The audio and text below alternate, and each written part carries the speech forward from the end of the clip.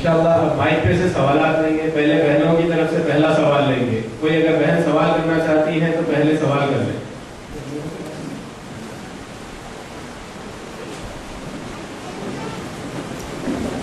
یا بھائیوں کے پاس سوال کر سکتے ہیں. بھائی پہلا سوال. السلام علیکم.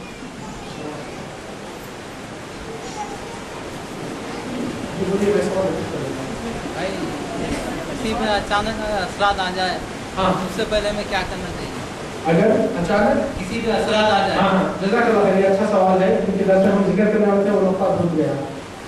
اگر کسی کو ایمرجنسی میں اچانک کچھ اثرات آ جائے اور حالت تبدیل ہو جائے تو فرسٹ ایڈ کیا ہے؟ یعنی ابھی کوئی چیز کرنے سے پہلے امیڈیٹلی حالات میں قابو پانے کے لیے کیا کرنا ہے؟ پہلی چیز غیر ضروری ڈر نہیں لانا چاہیے. گھر کے افراد ہیبت کھا کے ادھر ادھر افراتفری جو مچ جاتی ہے نا تو یہ شیطان کی ہمت افزائی کرنے کے برابر ہوتی ہے.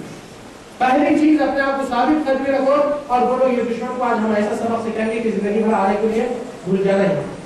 اور سب سے پہلا کام آپ اللہ کے اوپر اللہ سے مدد مانگے.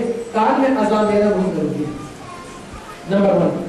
اور نمبر 2 کہ اگر آپ کو سورہ فاتحہ یاد ہے اور آیت الکرسی اور آمن الرسول اور جو پرچے میں ہم ادھر رکھے ہیں وہ آیتاں میں اگر آپ پڑھ سکے تو بہت اچھی بات ہے. وہ بھی ایک چیز جب تجربہ وہ کر دیتی ہے. ہو سکتا ہے پڑھنے کے شروع میں وہ اور زیادہ دکھاتا ہے کہ سامنے والا اگر ہیبت کھا گیا تو یہ اور چلتا.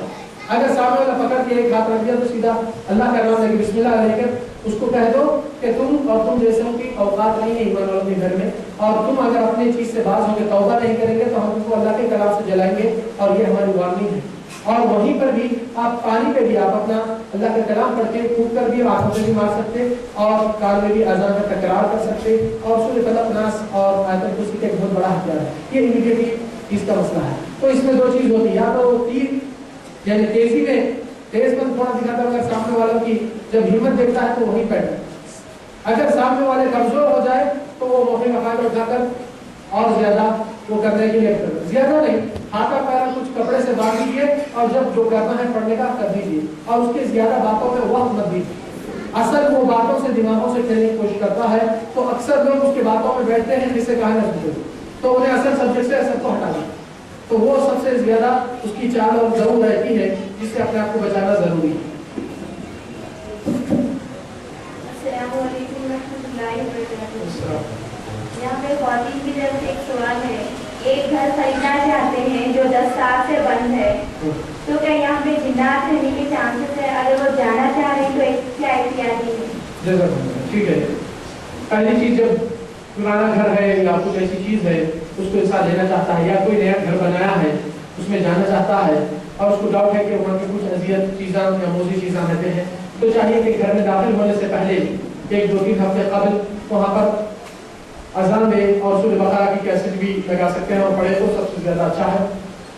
اور وہاں کے روشنیاں چالو کریں اور آپ خود وہاں پر قرآن کی تلاوت تھوڑی دیر کے لیے کرتے جائیے.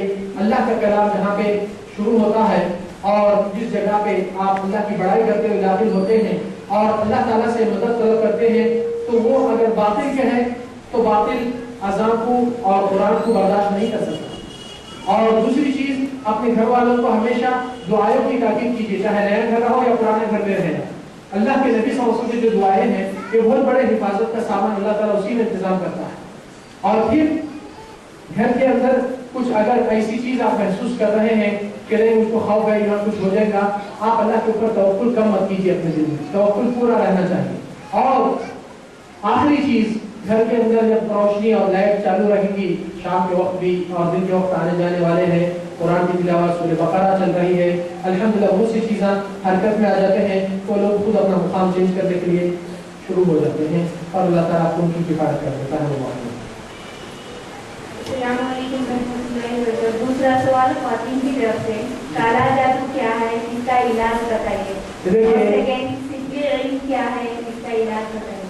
کالا جادو ہے وہ سفید جادو ہے جادو ہے اور سفلی یا علوی اس سے کوئی مطلب نہیں ہے. جادو ہوتی مگر اس میں وہ لوگ اپنے کیونکہ لوگوں کو ایک چیز کا تصور ہے دماغوں میں کھیلنے کے لیے اکثر جادوگر کہنے جاتے ہیں اما بچی کو یہ ہو گیا یہ تو بہت بڑا فلاں لال وہ ہے یہ کالا وہ ہے یہ چیز ہے. ایسے باتیں بول کر سامنے والوں کو الو بنا کر اپنی وصولی بڑی کر دیتے ہیں.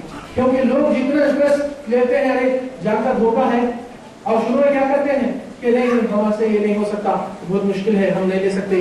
نہیں صاحب لے لیجیے, ہاں وہ تو لینا ہی چاہیے, آپ کو چھوڑنا کب ہے.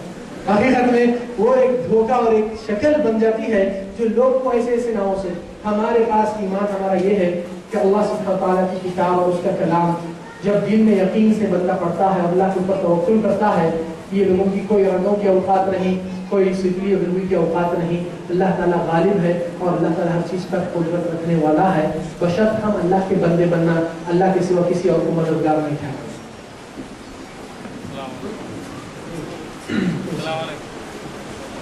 ذرا ایک منٹ, کسی بھائی نے سوال کیا ہے پتھر پہننے سے کیا کسی کو بیماری یا جادو یا اس کے کاروبار میں یا اس کی تجارت میں یا اس کی نوکری میں اضافہ ہو سکتا ہے؟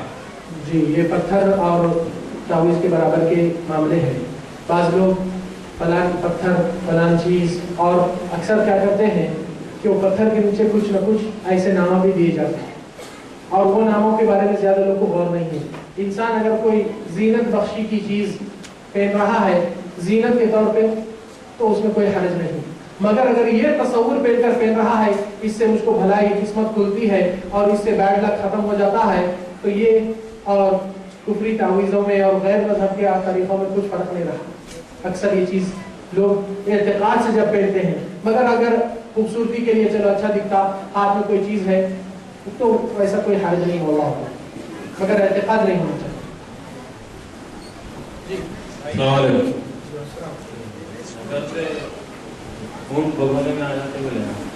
نظر سے بات نبی صلی اللہ علیہ وسلم فرمائے سبحان اللہ, مطلب قبر میں اتر جاتا ہے. یہ نبی صلی اللہ علیہ وسلم کے الفاظ ہے, یعنی نظر کا اتنا خطرناک اثر ہو سکتا ہے کہ یہ حد تک بھی پہنچا سکتی ہے. اور ہم جب سے بھی وہ آقا بھی بیان کرے جو سمجھے آپ تھے نہیں معلوم, تو وہ آقا خود پروف یہ چیز کیا ہے اور اخبارات میں بھی آ گیا ہے, تو چاہے تو آپ کو پرچہ بھی بتا دیتا ہوں, اور وہ لوگ وہاں کے بھی گواہ ہیں. نبی کی بات کبھی حق یعنی باطل نہیں ہو سکتی, اور چاہے ہمارے پاس پروف آ یا نہ, ہم سمجھنے و عطانا کہنے والے ہیں. نبی کی بات پتھر کے لکھی رہے والے, چاہے وہ چیز لوگ کے سامنے پروف ہو یا نہ ہو, اگر نبی صلی اللہ علیہ وسلم ثابت ہے تو ختم ہو جائے گا. ایک سوال بہنوں کے پاس سے کوئی سوال ہے تو سوال کر لیں. السلام علیکم.